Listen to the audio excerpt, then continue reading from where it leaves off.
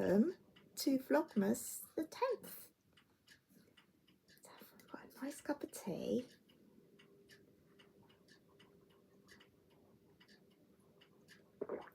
Oh, I don't know where, if you've got the same, but it's bitterly cold. But I'd rather that than all that wind and rain we had.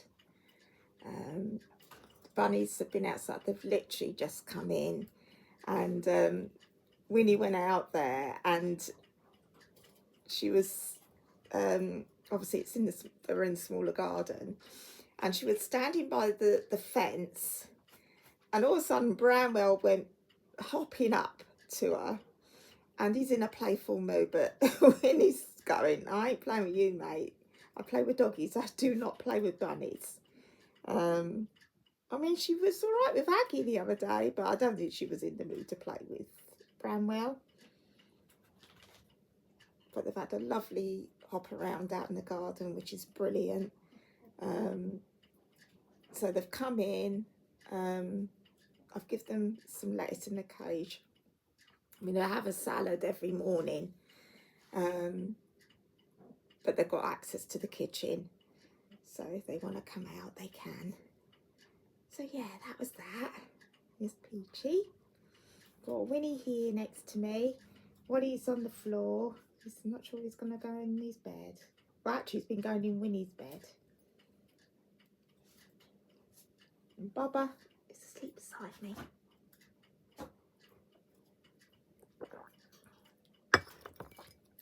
I was thinking of doing my nails today because obviously you see that it's starting to chip. This was Rimmel. So I treat myself to these. They're from Barry M. There's that one, and I think I'm going to do this one today. Look at all the glitter in that, it's gorgeous. Sure, it's got no, it's got my light on. Sorry about that.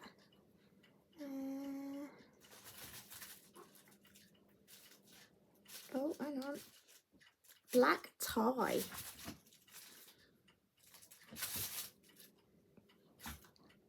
He was playing with Winnie's toy then. He never plays with toys.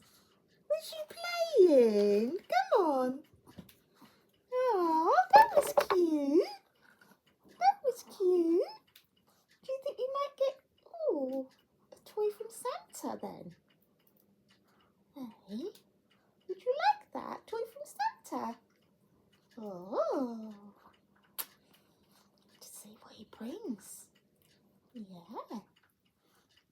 Right, let me show this nail polish. It's a good boy. Good boy. And this is the other one. This is so pretty. Look at that. Isn't it nice? And this one is Good Time Green. So, yeah, I'm really tempted to put this one on today. So I'm hoping this comes off okay. I did put a base coat on it because Abby said put a base coat on because it being red. So hopefully it should come off okay. So yeah, that's that. Let's put it back in the box. Okay.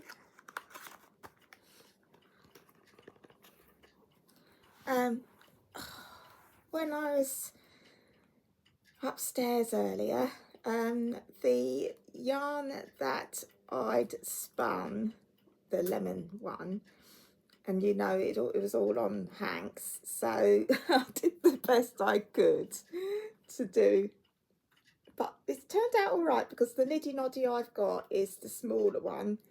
But yeah, I don't think I would have got any more twists in there, and it hurts to do it, so yeah, I like that. So it's just to think what I'm going to knit with it. I just don't know for a beginner. You know, a beginner from spinning. There we go. And cards that I received, I always keep, I normally cut out the stamp. I've got a jar and it is, I mean, it's full. But look at these. This one was from Fran. Isn't that gorgeous? This one was from Australia.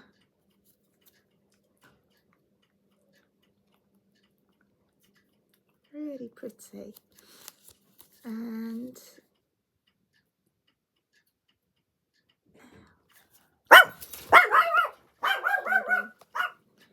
it was someone at the door. Actually, I did.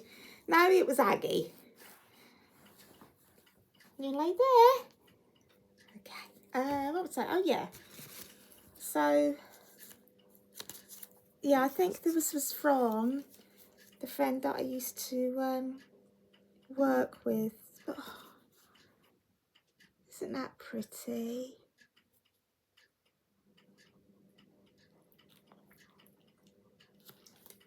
So yeah, they'll be going in my jar. Put them there. Don't lose them. Right, okay, let's do the advert. Where's your beret gone? All right, Ivy, what's happened? It was on your head when I put you there. Honestly, where'd it go? Hold on. This is a conspiracy. Wally was laying on it. Wait, yeah. All right, let's put it on. And I forgot to do it yesterday. So, got some elastic. And it's going on her today. There we go. Will it do your 1 second, Ivy? So let's do the book one. There he is. So, number 10. Oh, Foxy Loxy with a scarf. Oh, hang on. Hold a minute, Win. Let me just get this out. Oh, what's this?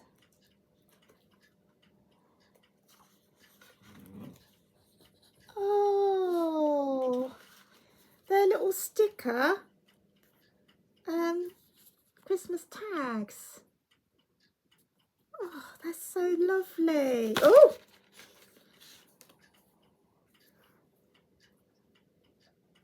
Hold on. She's peeping over the book. Oh, I love them. They're really nice. And there's 6. Oh, I like that. Really nice. Okay, so we'll put that there. Do you want to cut that, Winnie? Come on then. You want to lift you, do you? Right. Do you want to say hello, Winnie? Oh, whoops. I'm going to say hello. You didn't want to play with Brownie, did you? No. Okay. Let's do Ivy's. All right, okay. Good boy. Ivy. Let's put you there, Ivy. Pretend.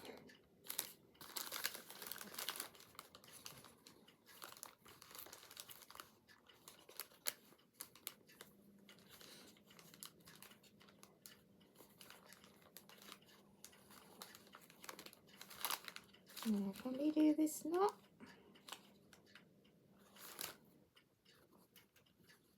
Yeah, there we go. Okay, let's go for the paper.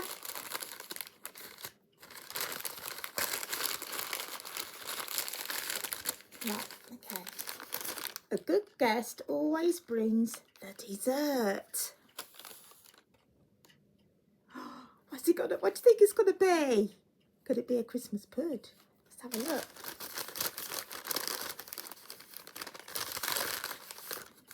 It is. Oh, look. Oh, isn't that cute?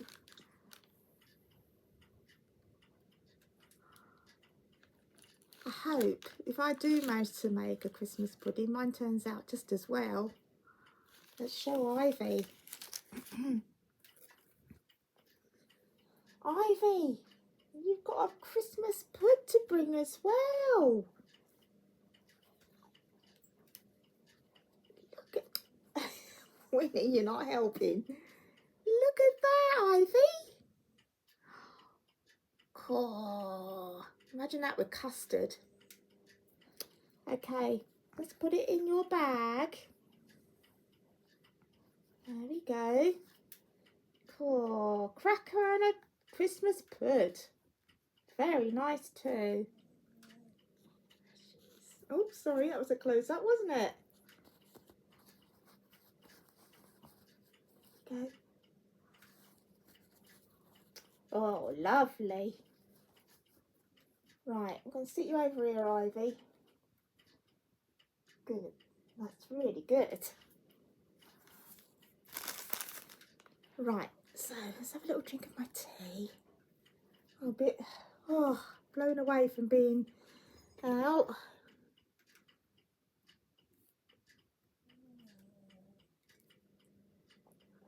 The chicken's having a nice wander around the garden as well, which is nice.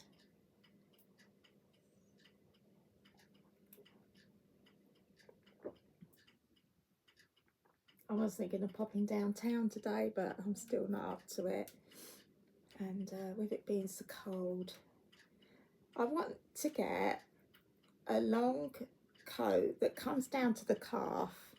The one that I've got only comes above the knee, and because of the pain that I get, so I wanted like a, you know, the not overly puff, but with a hood and the fur around it. And I went on to Vinted and I found this. It was an avocado type, and it was a long one, and I was an 18, now I'm fitting 16s. So she put up it was a 16, but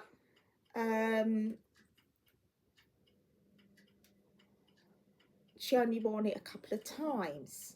So I messaged her and asked if it was a tight 16, because I don't like tight things on me. So by the time she'd replied, it sold £15, and it was a lovely coat, really lovely coat. So hopefully another one will come up. But yeah, I just wanted to keep my legs warm as well.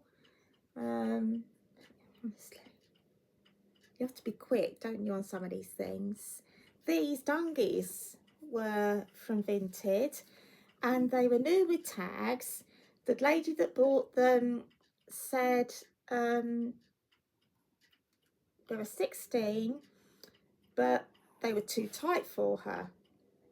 Anyway, I was looking at the picture and I thought I should fit them, and they came really quickly. Obviously been washed and that, I've washed them and that, and they are just so cute. They've got these buttons down the side.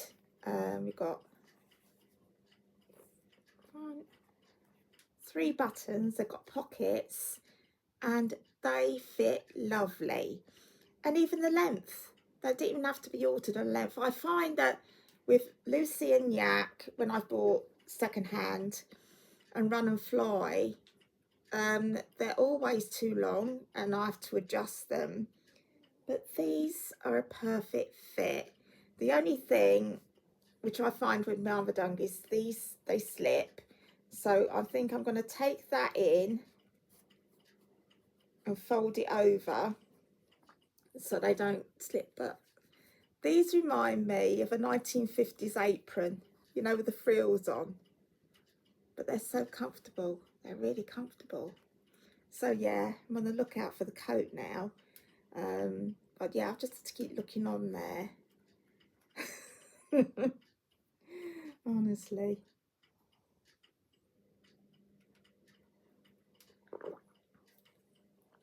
Right.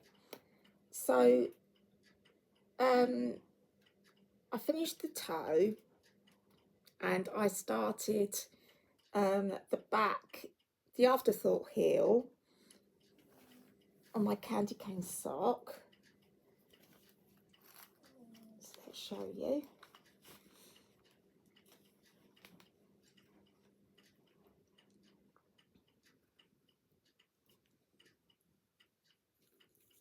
So there's a toe. And there we go, the afterthought heel. And it's so, I just find it so much easier because it's the same as you do the decrease on the toe. So you knit one, slip two, knit it, then you get to the first end and you're knitting two together, then knit one, then on the next needle knit one, slip slip, knit to the end, then knit two together, knit one, then the alternate rows knit. So it's just like doing the toe, and it's just easier than picking up the stitches. I just love it. I really love it. So yeah, crack on some more of this today, and you never know, I might get it completed and I can start on the other sock. But yeah.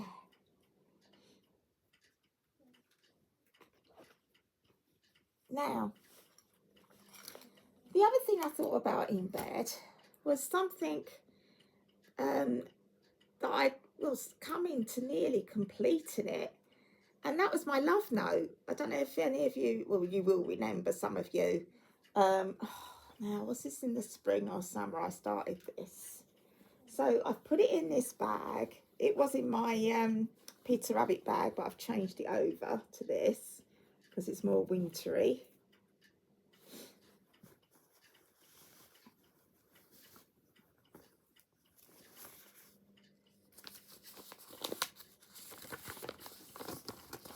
There it is.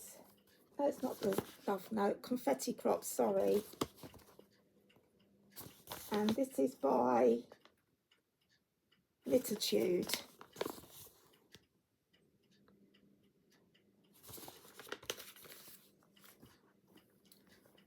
The yarn, it was a cotton, because I've never made a garment with cotton before, and it's King Cole Geezer 4-ply. And the colour, it just says pink.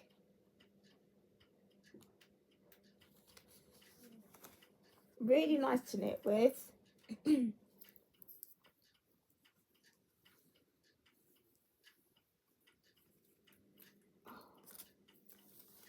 Oh, everything's falling off. So I'll get it good for you there to look at. There we go. So I'm just literally going down to the length I want it, and then on the hem, and then it's just doing a little bit of cuff on the sleeves. But yeah, so I thought, do you know what, I'm going to do some of that, get some more done on it. I might as well just crack on with it.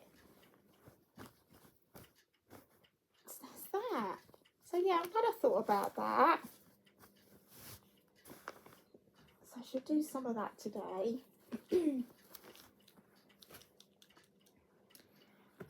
So I've got to start writing out my cards, so I can get them posted. You see the fluff? It's like it's snowing. Put the little special in there, what I've got.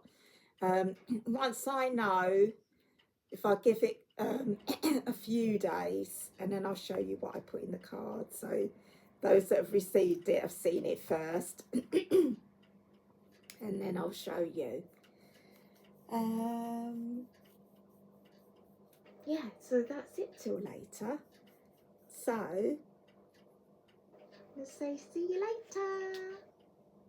Yeah, I'm looking out the window. So bye. Hello. I thought it'd be nice that you see me doing a little bit of spinning. I'm doing this one, which was the 5 gold rings.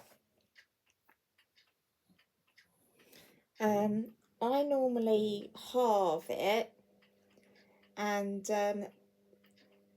what I've just spun, I struggled a little bit with the stellina in it. I've never spun with stellina, so I mean it's spinning to the right amount as I want it. Let me just, if I pull this out for you to show you, you can see it more there. Look at that. And this is perfect, absolutely perfect. So I did draft that strip, but I'm just drafted this one a little bit more to help me cope with the stellina. Also, I'm in my rocking chair, and I'm finding it's better for my posture, and obviously I can have my arms on the rest. So this might be my sitting position now when I spin. Yeah, I've got a cushion behind me. So yeah, so let's give this a little try, shall we? Oh yeah, I need to, I was drafting it a little bit when I put the video on. So I hope you've had a good day.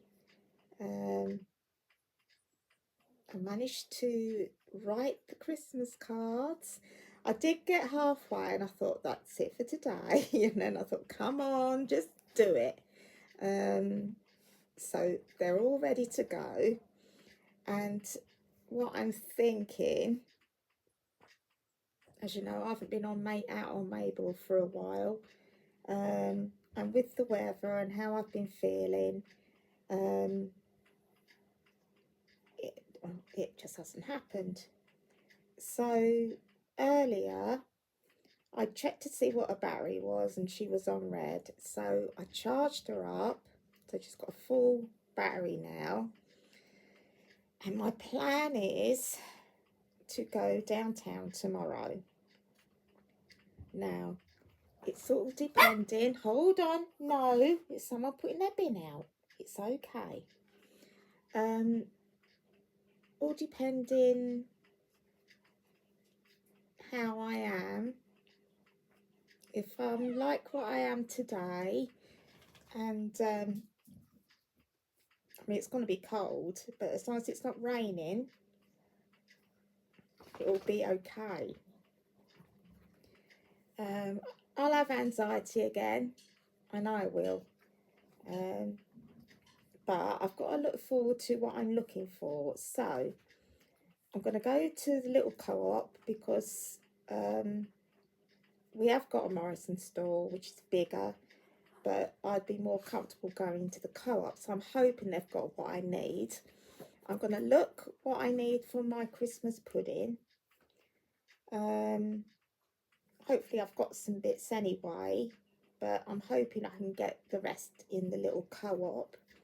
But also, I don't know if I've got them in what store co-ops they've got, but someone bought this little tiny tree, and it had little pom-poms on a garland over it. And I thought that is just adorable. So I'm hoping if they've got some to get one of them. And I might even treat myself to a Belgian bun if they've got one. or a cinnamon bun. So yeah, and I want to go in the charity shop. I haven't been in there for a while, and I'd like to see if they've got any little Christmassy ornaments or something like that. Yeah, and just have a little look.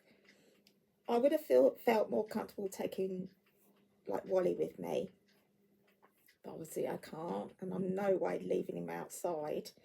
So I've just got to do it on my own, and I can post the cards. So yeah, that's the plan. So just gonna have a little my drink. So I've got one of the cinnamon lattes, and they're on offer again in Morrison's. I got it on my online shop, £1.50 a box, so I bought 4.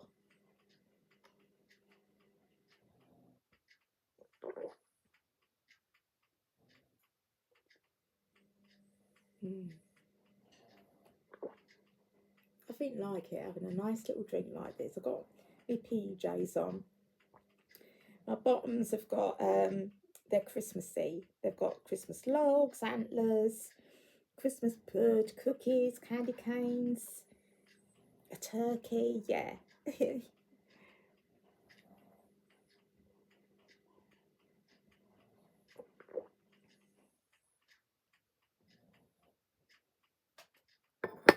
So hopefully when I go out, I'll do a bit of filming. I'll take you with me. Okay, let's see if that helps, shall we? So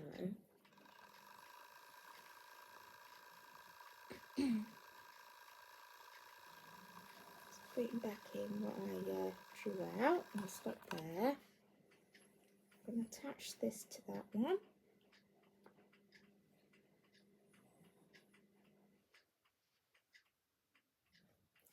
Let's see, shall we?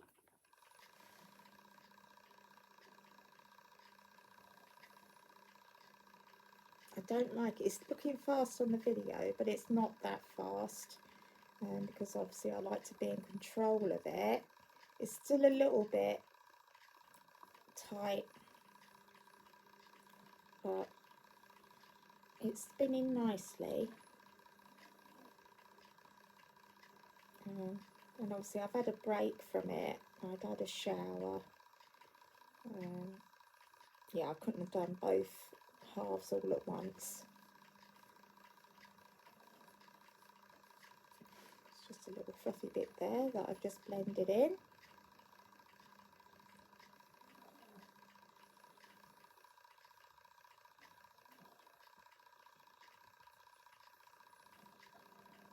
It's lovely to spin with. I do like it with the stellina in there, and it's another way. It's another learning thing for me.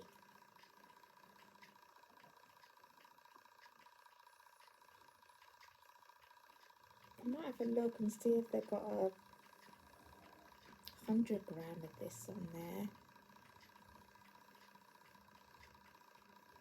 It's just so lovely.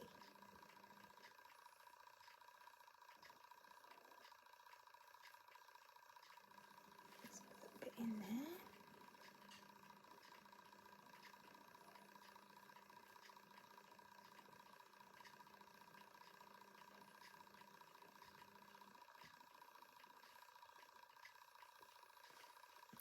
Okay, so I can move it up a bit so that you can see. There we go. Look at that.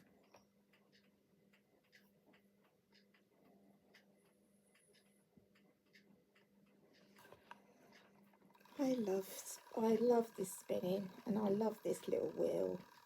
It's there is a slightly bigger one that you can get, and the bobbin, because it's slightly bigger, holds more.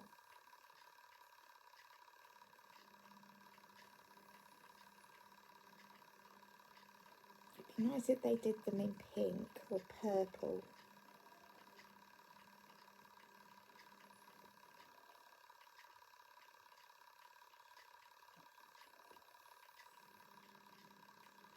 and I think I need to in the new year start putting everything in a basket.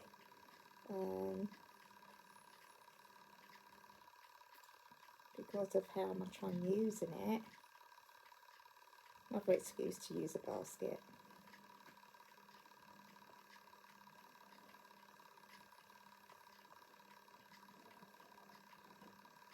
Managed to get a coat. There was another one on Vinted, but this one is from Shein. Obviously it's brand new, and I got it for £20. It's a padded one. It's got the hood and it's got the length, and it's the reviews on it are that it's light, which I like. I can't deal with heavy coats, and even though it's light, it's got the fleece in there and it does keep you warm. So yeah, I'm looking forward to that coming, and especially as how cold it's been, to keep me nice and warm around my legs.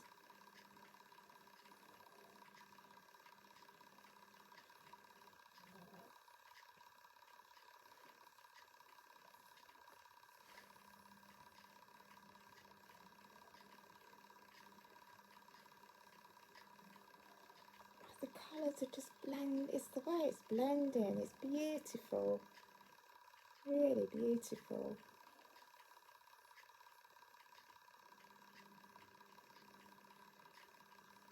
Oh, I've got to show you this bit. Okay. That's it. Looks like a candy cane. See it properly?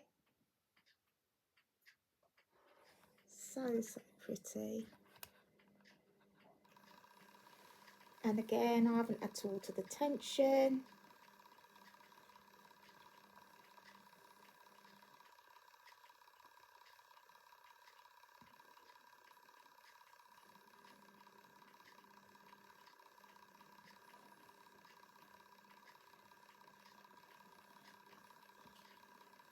Oh, did any of you watch the Kirsty's Handmade Christmas yesterday? It was the trees, wasn't it? And the mouse one won. I did like the food one. A lot of work went in there, didn't it? And it's all new, isn't it? With them they're going in, those that win go into the competition at the end to see who win from that. So that's another new part of it.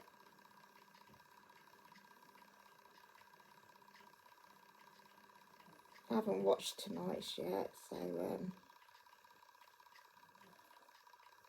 I might be watching that tomorrow in the afternoon.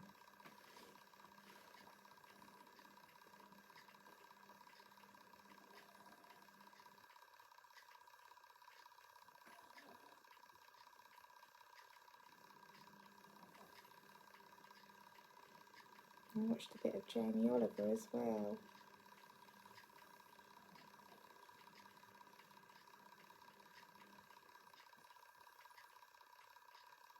Oh yeah, another thing. You know, I couldn't get sweet mince the mince pies in my shop last week.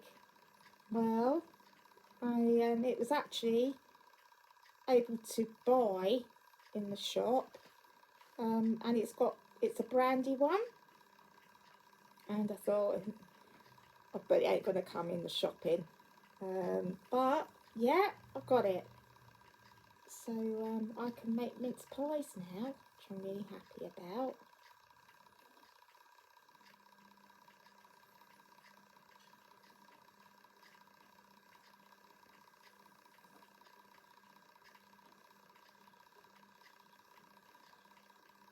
Eating like a mince pie and a cup of tea.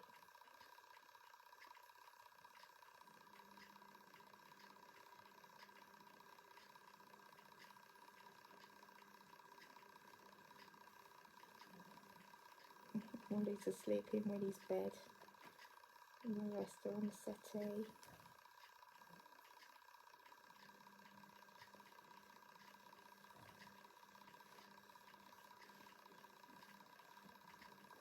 apparently, I don't know if it'll happen, we're supposed to be getting a white Christmas. See if that happens. Can't remember the last time we had a white Christmas. So I made one little bit too thin. So taking that off because I don't want that.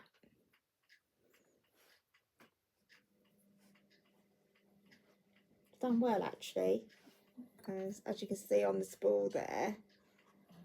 And I've only just made one little piece thin. So I am improving.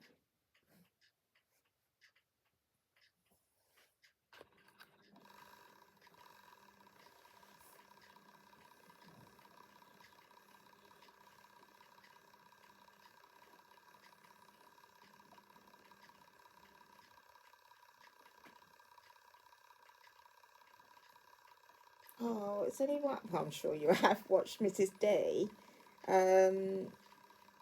She's made a beautiful berry, and I thought, oh, because it's the fair off. Oh, I love that. So pretty, and the way I mean, it's fair. It's really nice. And I've actually, I was late sending her a message about Ivy the bear, but I said to her how lovely she is, and I'm so pleased with her. And it has made my advent.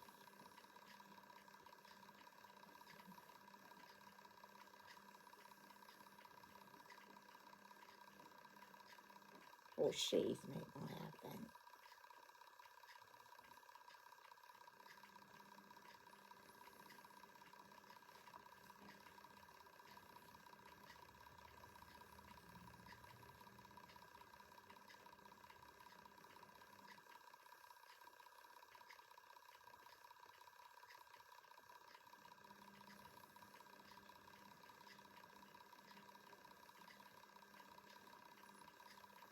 Also on a Wednesday going downtown, it won't be busy. So be the best time for me to go.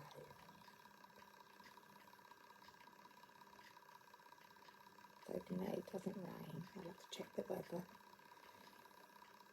Dose up on my meds.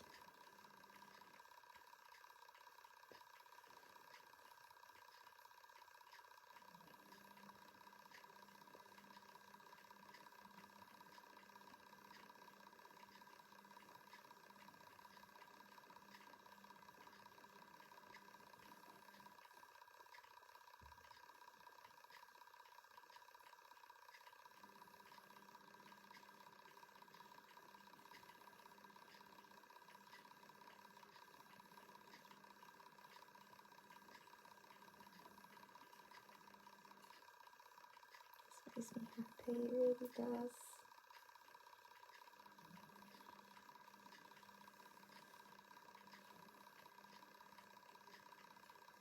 I'm glad I've got to show you it. Because I kept thinking, how am I going to show you? And I just thought about this.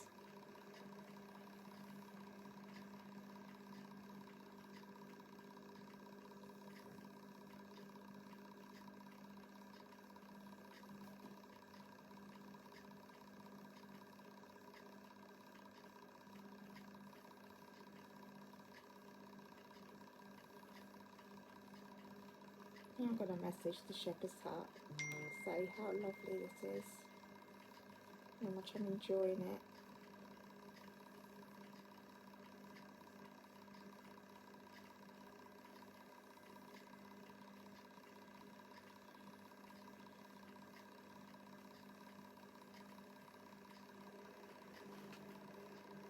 Okay. Oh, that's gorgeous. Let's bring that down on there. And I'll probably do the rest tomorrow, but let me show you. Let's just switch it off. Unplug. Look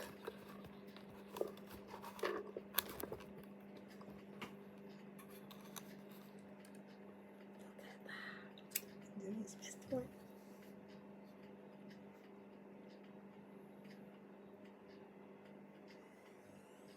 So you've got the darks and then the lights.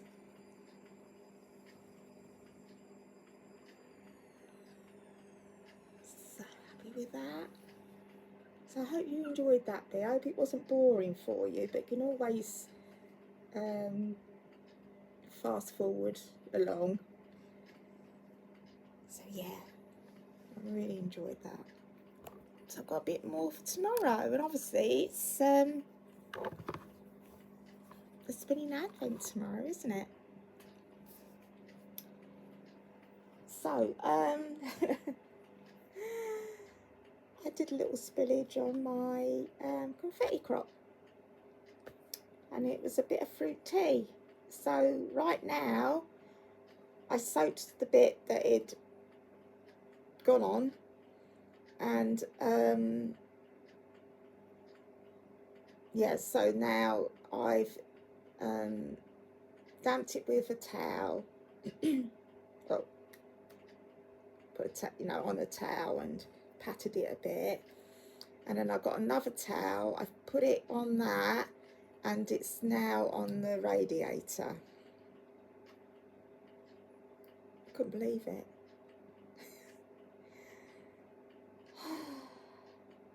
Never mind. So hopefully it's going to be okay. So I did some more of the afterthought heel.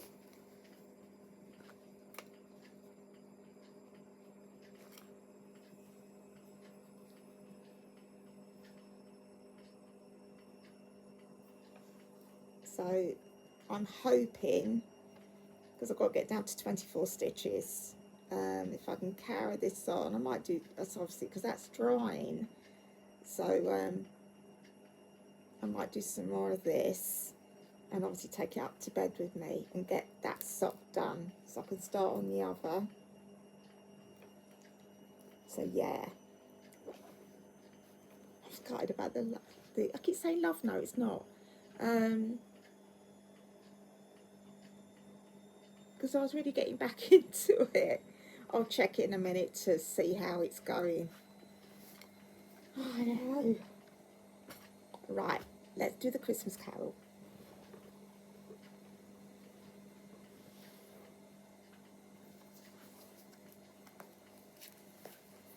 Okay, we're on to the last spirit, which is the future. This illustration. Just thinking about it, there wasn't, was there any, I missed any when I was reading yesterday. I saw that. Saw that. No, there wasn't. Okay. The phantom slowly, gravely, silently approached. When it came near him, Scrooge bent down upon his knee, for in the very air through which this spirit moved, it seemed to scatter gloom and mystery. It was shrouded in a deep black garment which concealed its head, its face, its form, and left nothing of it visible, save one outstretched hand. But for this it would have been difficult to detach its finger from the night and separate it from the darkness by which it was surrounded.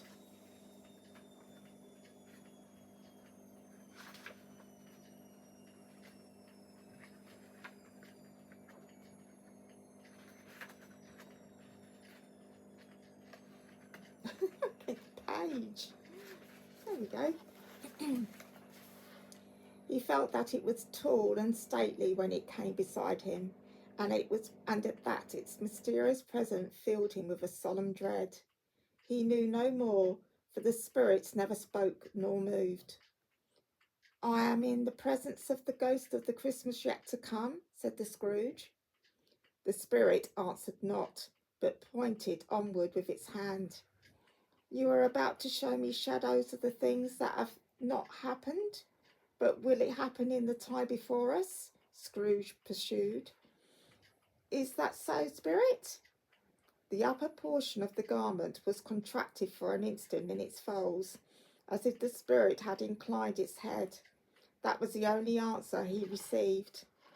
Although well used to ghostly company by this time, Scrooge feared the silent shape so much that his legs trembled beneath him, and he found that he could hardly stand when he prepared to follow it.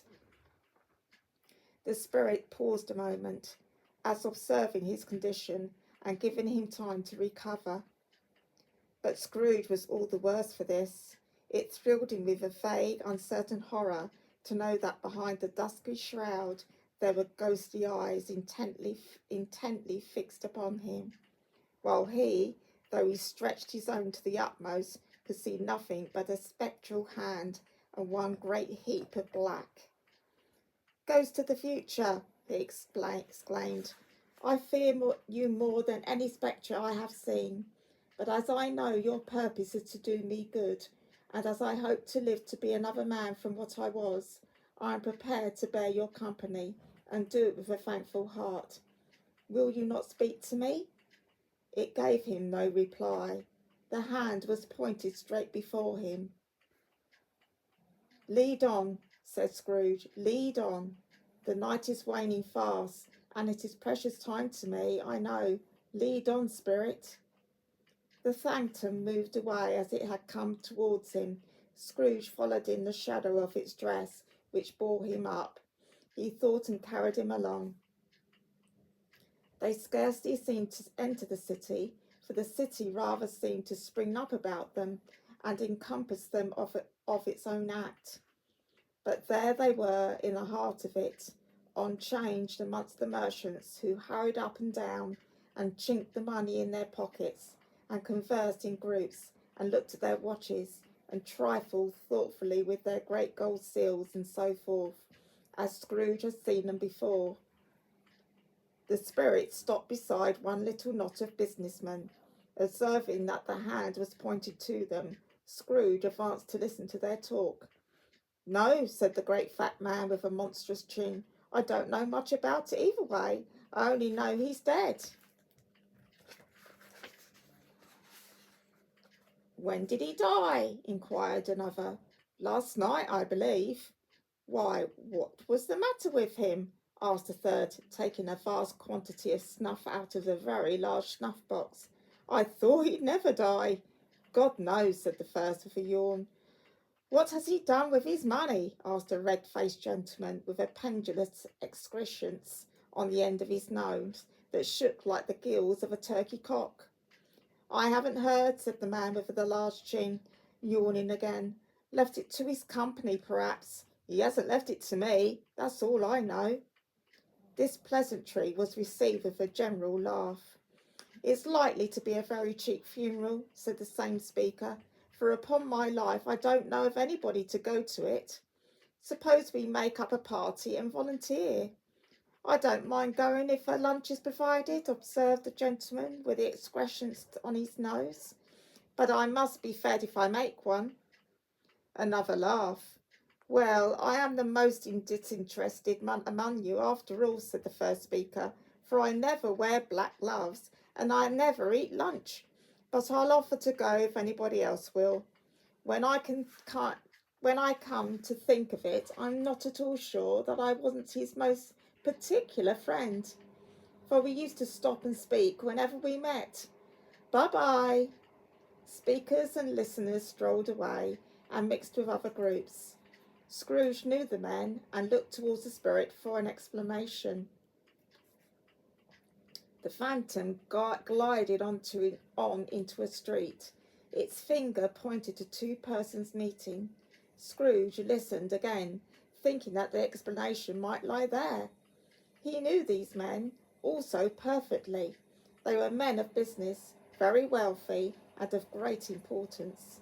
He had made a point always of standing well in their esteem in a business point of view, that is, strictly in a business point of view. "How are you?" said one. "How are you?" returned the other. "Well," said the first, "Old Scratch has got his own at last, hey?" "So I am told," returned the second. "Cold, isn't it?" "Seasonable for the Christmas time. You are not a skater, I suppose?" "No, no. Something else to think of. Good morning." Not another word. That was their meeting, their conversation and their parting. Scrooge was at first inclined to be surprised that the spirit should not attach importance to conversations apparently so trivial, but feeling assured that they must have some hidden purpose, he set himself to consider what it was likely to be. They could scarcely be supposed to have any bearing on the death of Jacob, his old partner, for that was past, and this ghost's province was the future. Nor could he think of anyone immediately connected with himself to whom he could apply them. But nothing doubting that, to whosoever they applied, they had some latent moral for his own improvement. He resolved to treasure up every word he heard, and everything he saw, and especially to observe the shadow of himself when it appeared. For he had an expectation that the conduct of his future self would give him the clue he missed, and would render the solution of these riddles easy. He looked about in that very place for his own image, but another man stood in his accustomed corner, and though the clock pointed to its usual time of day for being there, he saw no likeness of himself among the multitudes that poured in through the porch.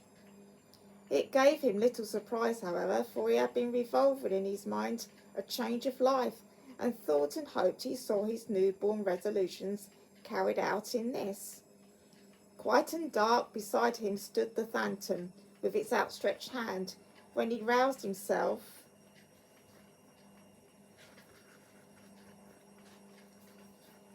from his thoughtful quest. He fancied from the turn of the hand, and its situation in reference to himself, that the unseen eyes were looking at him keenly.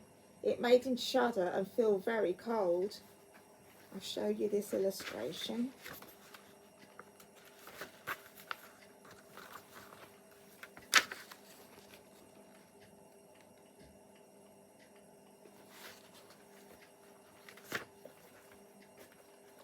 They left the busy scene and went into an obscure part of the town, where Scrooge had never penetrated before. Although he recognised its situation and its bad repute, the ways were foul and narrow, the shop and the houses wretched, the people half naked, drunken, slipshod, ugly. Alleys and archways, like so many cesspools, disgorged their offences of smell and dirt, and life upon the straggling streets, and the whole quarter reeked with crime, with filth and misery. Far in this den of infamous resort, there was a low-browed beetling shop below a penthouse roof, where iron, old rags, bottles, bones, and greasy offal were bought. Upon the floor within were piled up heaps of rusty keys, nails, chains, hinges, files, scales, weights, and refuse iron of all kinds. Secrets that few would like to scrutinise were bred, and hidden in mountains of unseemly rags, masses of corruptive fat, and of bones. Sitting in among the wares he dealt in by a charcoal stove made of old bricks was a grey-haired rascal, nearly 70 years of age, who had screened himself from the cold air without by a frowsy curtaining of a miscellaneous tatters hung upon a line, and smoked his pipe in all the luxury of calm retirement. Scrooge and the phantom came into the presence of this man, just as a woman with a heavy bundle slunk into the shop. But she had scarcely entered when another woman similarly laden came in too, and she was closely followed by a man in faded black, who was no less startled by the sight of them than they had been upon the recognition of each other. After a short period of blank astonishment, in which the old man with the pipe had joined them, they all three burst into laugh. "Let the charwoman alone be the first," cried who had entered first. "Let the laundress alone be the second, and let the undertaker's man alone be the third. Look here, old Joe, here's a chance. If we haven't all three met here without meaning it." "You couldn't have met in a better place," said old Joe, removing his pipe from his mouth. "Come into the parlour. You were made free of it long ago, you know, and the other two aren't strangers. Stop till I shut the door of the shop. Ah, it shrieks. There isn't as such a rusty bit of metal in the place as its own hinges, I believe. I'm sure there's no such old bones here as mine. We're all suitable to our calling. We're all matched. Come into the parlour. Come into the parlour. The parlour was the space behind the screen of rags. The old man raked the fire together with an old stair rod, and having trimmed his smoky lamp, for it was night, with the stem of his pipe, put it into his mouth again. While he did this, the woman who had already spoken threw her bundle on the floor, and sat down in a flaunting manner on a stool, crossing her elbows on her knees, and looking with a bold defiance at the other two. What odds, then? What odds, Mrs. Dilber? said the woman. Every person has a right to take care of themselves. He always did. That's true indeed, said the laundress. No man more so. Why then, don't stand staring as if you were afraid, woman. Who's the wiser? We're not going to pick holes in each other's coats, I suppose. No, indeed, said Mrs. Dilber and the man together. We should hope not.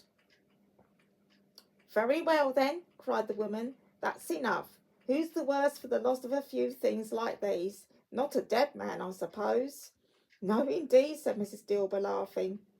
If he wanted to keep him after he was dead, a wicked old screw, pursued the woman, why wasn't he natural in his lifetime?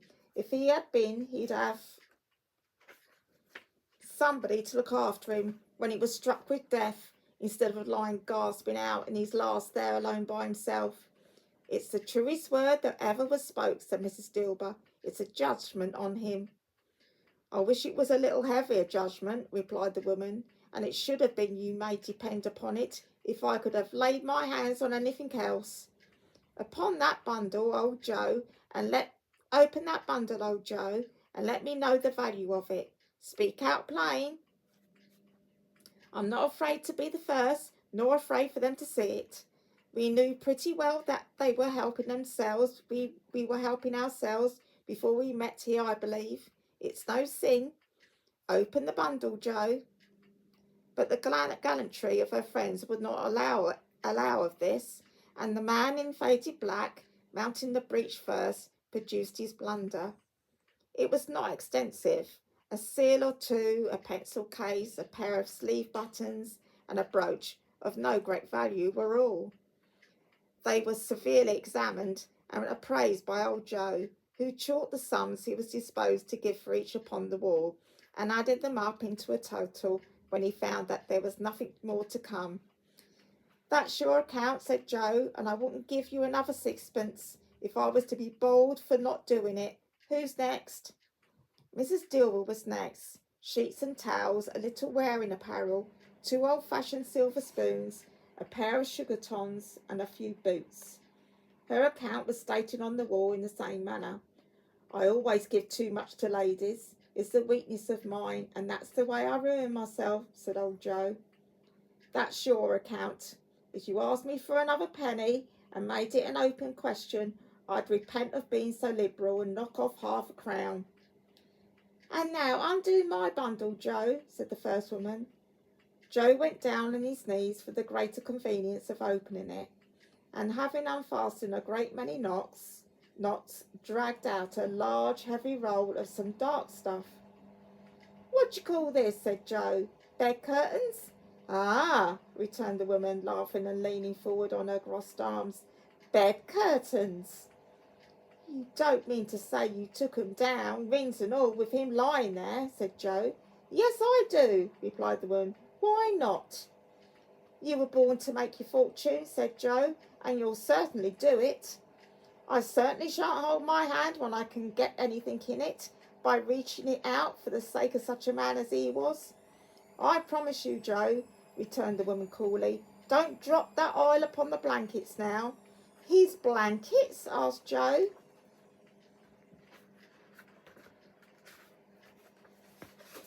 Who else's do you think? Replied the woman. He isn't likely to take cold without him, I dare say. I hope he didn't die of anything catching, said old Joe, stopping in his work and looking up. Don't you be afraid of that, returned the woman. I ain't so fond of his company that I'd be loiter about him for such things if he did. Ah, you may look through that shirt till your eyes ache, but you won't find a hole in it, nor a threadbare place. It's the best he had, and a fine one too.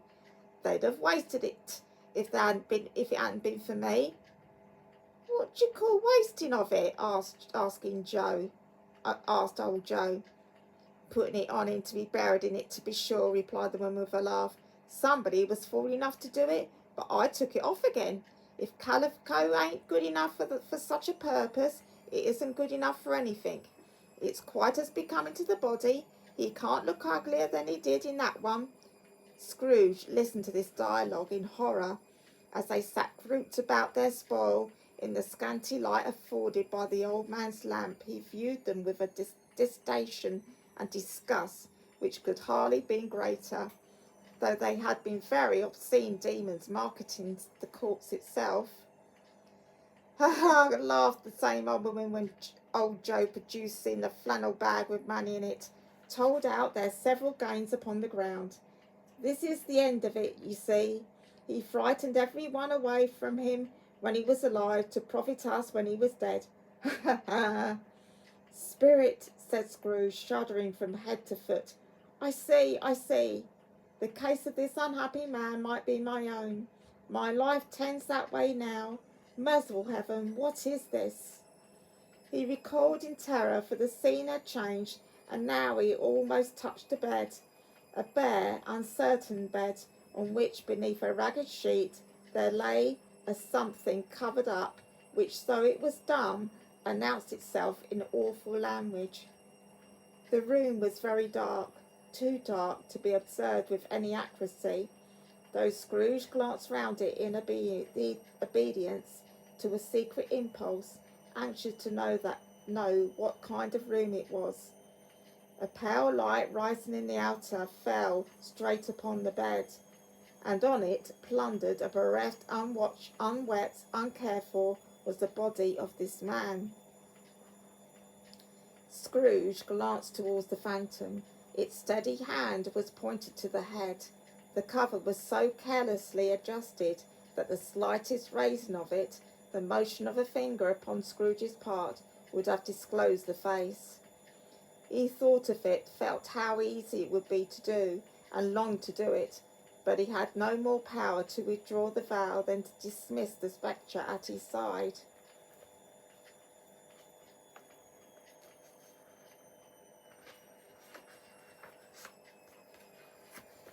Oh, cold, cold, rigid, dreadful death, set upon thine altar here, and dress it with such terrors as thou hast haste at thy command, for this is thy dominion. But of the loved, revered, and honoured head thou canst not turn one hair to thy dread purposes, or make one feature odious. It is not that the hand is heavy, and will fall down when released. It is not that the heart and pulse are still, but the hand was open, generous, and true, the heart brave, warm, and tender, and the pulse a man's. Strike, shadow, strike, and see his good deeds springing from the wound to sow the world of its life immortal. No voice pronounced these words in Scrooge's ears, and yet he heard them when he looked upon the bed. He thought if this man could be raised up now, what would be his foremost thoughts? Avarice, hard dealing, griping cares, they have brought him to a rich end, truly. He lay in the dark, empty house, with not a man, a woman, or a child to say he was kind to me in this or that, and for the memory of one kind word, I will be kind to him. A cat was tearing at the door, and there was a sound of gnawing rats beneath the hearthstone. What they wanted in the room of death, and why they were so restless and disturbed, Scrooge did not dare to think. Spirit, he said, this is a fearful place. In leaving it, I shall not leave its lesson. Trust me. Let us go.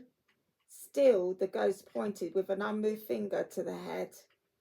I understand you, Scrooge returned, and I would do it if I could.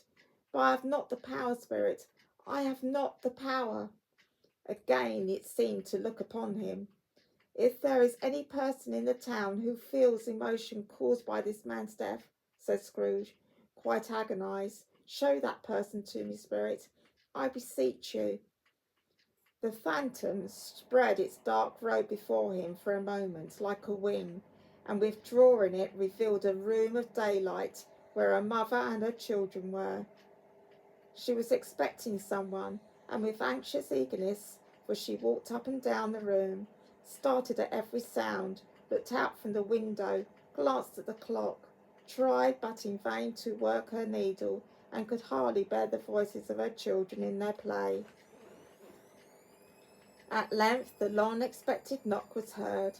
She hurried to the door and met her husband, a man whose face was careworn and depressed, though he was young. There was a remarkable expression in it now, a kind of serious delight, of which he felt ashamed, and which he struggled to repress.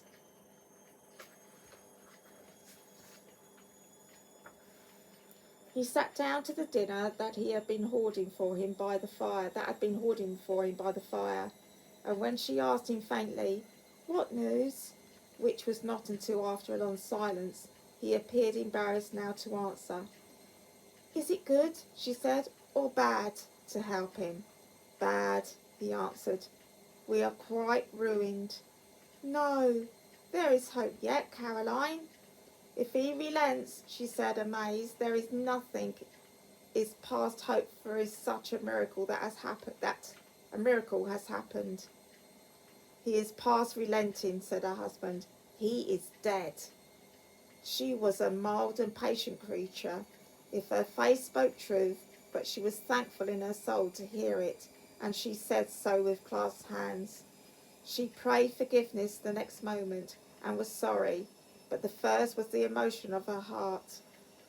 "What the half-drunken woman whom I told you of last night said to me when I tried to see him and obtain a week's delay, and what I thought was a mere excuse to avoid me, turns out to have been quite true. He was not only very ill, but dying then. To whom will our debt be transferred? I don't know, but before that time we should be ready with the money, and even though we were not, it would be bad fortune indeed to find so merciless a creditor in his successor. We may sleep tonight with light hearts, Caroline." Yes, soften it as they would, their hearts were lighter. The children's faces, hushed and clustered round to hear what they so little understood, were brighter. It was a happier house for this man's death. The only emotion that the ghost could show him, caused by the event, was one of pleasure. "Let me see some tenderness connected with her death," said Scrooge, "or that dark chamber spirit which we left just now will be forever present to me." The ghost conducted him through several streets familiar to his feet, and as they went along, Scrooge looked here and there to find himself, but nowhere was he to be seen. They entered poor Bob Cratchit's house, the dwelling he had visited before, and found the mother and the children seated round the fire. I'm going to stop there.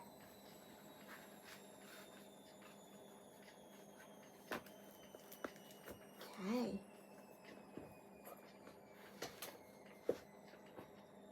So, that is it. Till tomorrow. And, yeah, I hope I managed to get out, and I'll say we'll show you a bit of video as I'm out there. So, take care. Thank you for watching. Bye.